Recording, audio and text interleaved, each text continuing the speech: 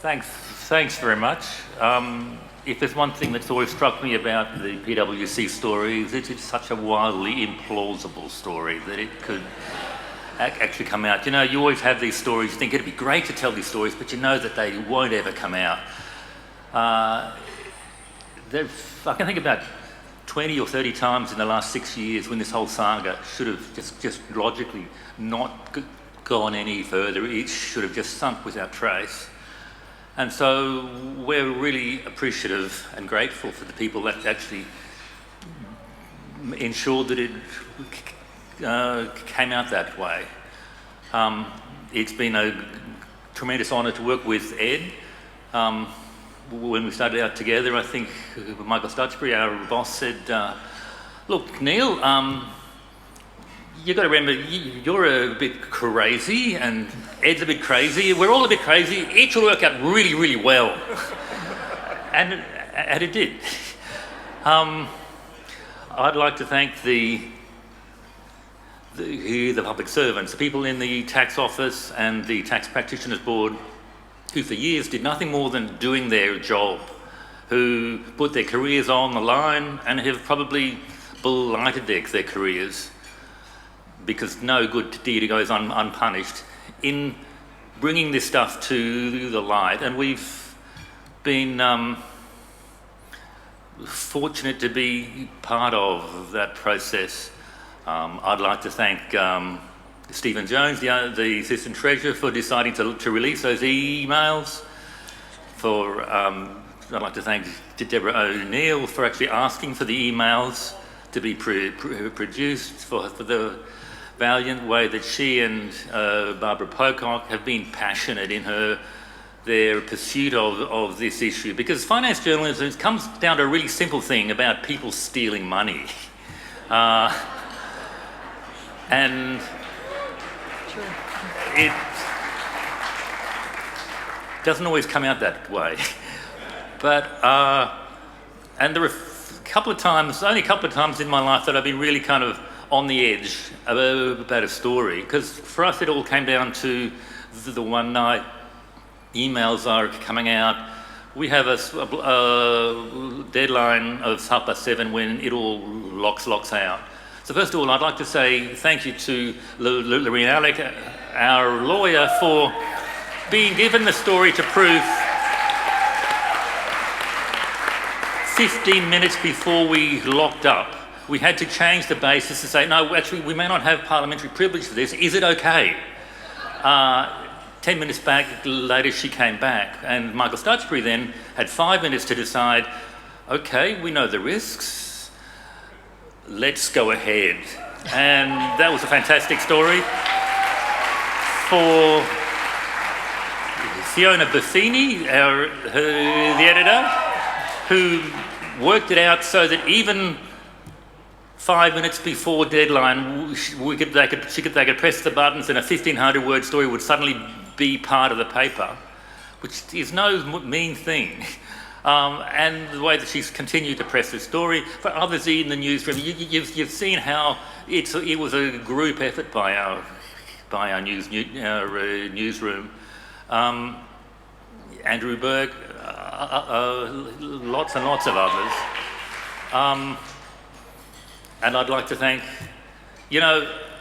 our partners, our family, our kids. We as journalists, we're really crap at when we develop relationships to say, we don't tell people just how obsessive we are, how our lives will be completely overruled by phone calls at the worst of times, about having to work through holidays or whenever.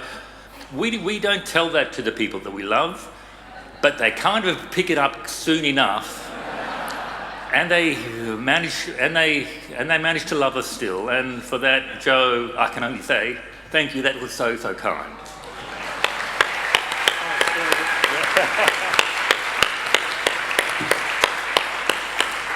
It's always hard to follow Neil, so I wrote some stuff down. It's a pivot table of a spreadsheet, and I'm going to read it.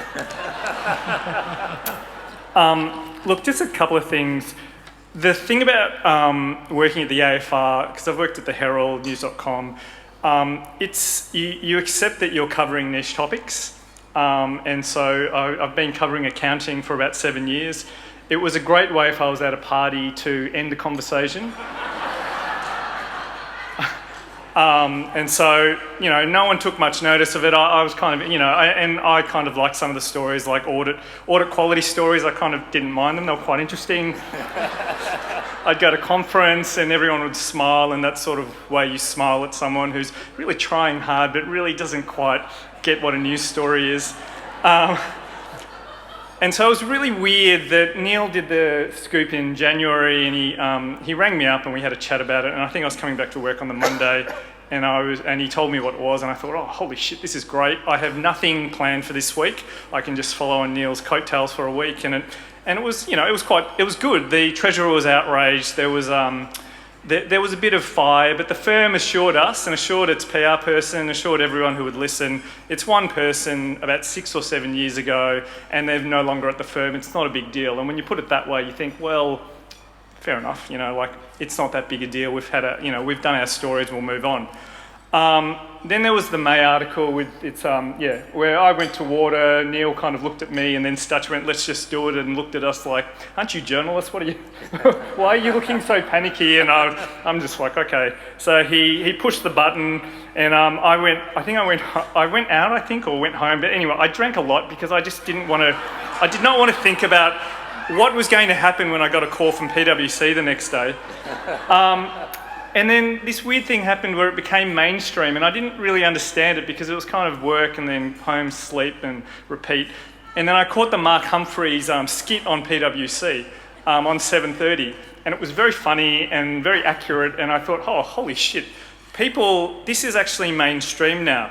And it was obvious and what became obvious was that the public sensed that this was a sector that had not had accountability, that had suddenly sort of weaved its way into every aspect of modern Australian life without any of the accountability you get from the public service or you expect of politicians or large corporations.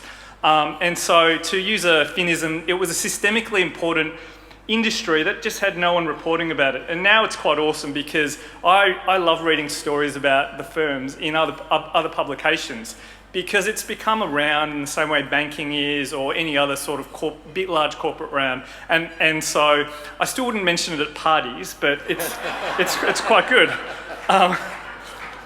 So a few thanks. Working with Neil, he has very impressive spreadsheets, and I can't tell you how good his timelines are. They're so long and comprehensive that I stopped looking at it after about a month or two because it would upset me.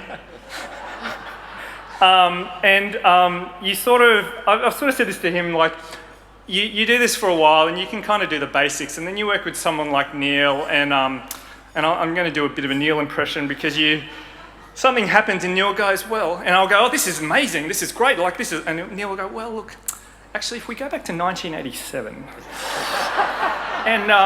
and then I'm already looking at him thinking, I need a diagram because I won't be able, and so we did that a lot. He's also the only man, probably besides Joe Aston, who can make accounting funny, so that's quite good. A few other quick thanks. Everyone from PwC who spoke to us, current and former, they were much more outraged than anyone else could be because they felt sort of betrayed by their leaders, by the people who did this, and they kept talking to us. There were stages where so many people were talking to us because they were so outraged. It was actually quite hard to handle the amount of information coming in, and that's a testament to there are good people there. They were just wildly let down by their leaders, a governance structure that didn't work. The senators who pushed to get all the information, and the assistant Treasurer Jones and Treasurer Jim Chalmers, that was quite cool. He called me Ed, and I thought, how do you know to call me Ed? That's quite cool. So I went home and told my wife, and she was quite, she's like, great. I'd like to thank my wife and my daughter, very patient. You got to imagine what it's like.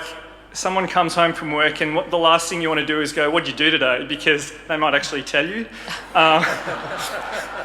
But I couldn't have done this without them. They've had more faith in me and very patient, and there was like a 6-week period where this is all we did, and yeah, it was, I don't remember most of that, I've blanked it out. At the Fin, thanks to Stutch, the line he used on me about crazy was, he goes, look, I'm a bit crazy, you're a bit crazy, we're all a bit crazy out there. And this was when I first started the rant, and all I thought was, I'm not sure if I'm as crazy as you, Stutch, but I didn't say anything. I smiled. I mean, this is a weird place to work at, but Fiona Buffini, who is the type of editor you have that when she is on holidays, suddenly everything falls apart and you wonder why all of these things that just naturally happen don't happen. It's because Fiona has been secretly doing it in the 18 hours she's worked that day. And then you suddenly go, all right, where did this normally come from? And so the type of person who does all the graphics when you don't have time, who will put explainers and other things together, will take her byline off the online thing, and we have this weird battle where you're trying to put someone's byline on it, then no, don't do that. Jess Gardner, who would very good at listening to me gibber on and go, Ed, just what are you trying to do here? And sort of help me out when I was in the molasses of my brain. Andrew Burke, the Saturday editor, who had the classic thing of no one will care about this story until we do 5 of them. We did 215 as of a few months ago. I've got it in a spreadsheet, pivot table, it's great. You think I have too many spreadsheets? Rowan and Peter, who edited our way too long and late filed stories. The Canberra Bureau, who went out of their way. Ron, Tom, Andrew, Phil and John helped us with contacts, tipped us off about things, passed on things and wrote stuff when we couldn't, just without us asking. Kyla, a national editor who got a scoop and then wrote it in between of editing half the paper. Cozzy, the managing editor, who allowed me to go off to marketing and media for 3 months, where the parties were awesome, but sadly I still found accounting a bit more interesting, so that's on me. And I'm going to just end with just 2 or 3 sentences. This is from Neil describing the story, and like you listen to this and you think, well, you kind of know what you're doing, but then there's Neil who's done this for decades. You're a veteran, but not in the bad sense of it. A story like this has 3 stages. The first stage is straight reporting, following the twists and turns of what's happened, and that's still going on with PwC. This is circa, I think, August. It needs to have its time to run yet. In the second stage, a story goes sideways and branches out into all sorts of different directions. The third stage is a bit hardest to see. It's the long-term change that really big stories produce that can rewrite the political or business landscape. And I kind of hope this has done that and brought accountability to a industry that was sort of operating there for everyone to see, but no one looked at. Thanks.